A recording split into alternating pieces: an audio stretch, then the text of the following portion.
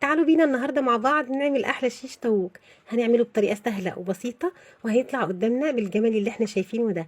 عملت له تتبيله حلوه جدا ودت بقى طعمه في حته تانية خالص. يلا بينا نشوف الطريقه بتاعتنا ونشوف المقادير. بس قبل ما نبدا عايزين نصلي على سيدنا محمد عليه افضل الصلاه والسلام، وما ننساش بقى نعمل لايك وشير للفيديو. يلا بينا نشوف الطريقه بتاعتنا والمقادير. عندي كوبايه من الزبادي، دي علبة زبادي أو كوباية من الزبادي بس كبيرة شوية. هضيف عليها معلقتين كبار من الخل. عندي كمان 3 معالق كبار من الزيت. هضيف عليهم كمان معلقة صغيرة من الثوم المفروم. عندنا كمان معلقة كبيرة من عصير الليمون، معلقة صغيرة من الثوم البودر والبصل البودر.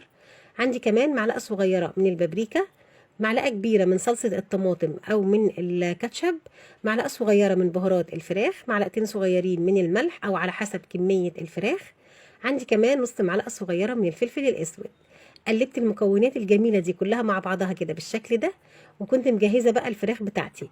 عندي النهاردة ميكس بين الصدور وبين الوراك، مقطعاهم كده قطع بالشكل اللي احنا شايفينه ده، وطبعا غسلاهم كويس جدا ومصفياهم من المية كويس. هبدأ بقى اخد الفراخ بتاعتي دي وانزل بيها كده في التتبيلة. شايفين الجمال؟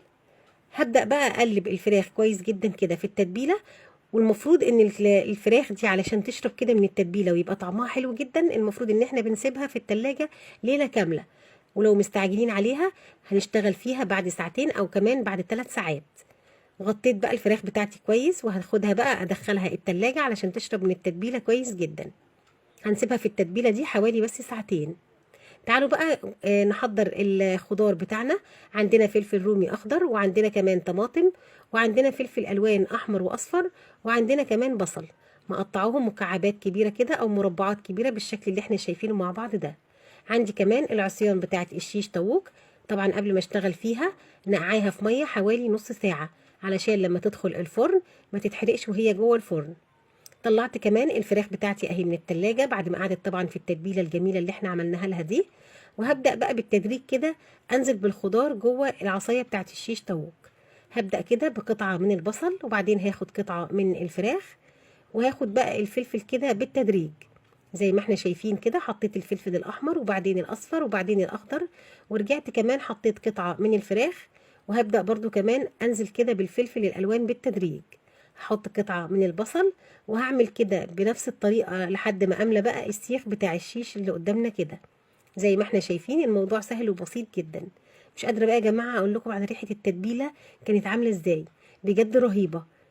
شايفين الجمال؟ خلاص كده هنبدأ بقى نملأ السيخ بتاعنا. انا هحط حوالي 3 قطع كده من الفراخ في كل سيخ. شايفين الكمية دي حلوة جدا وهتبقى قدامنا بالشكل اللي احنا شايفينه ده.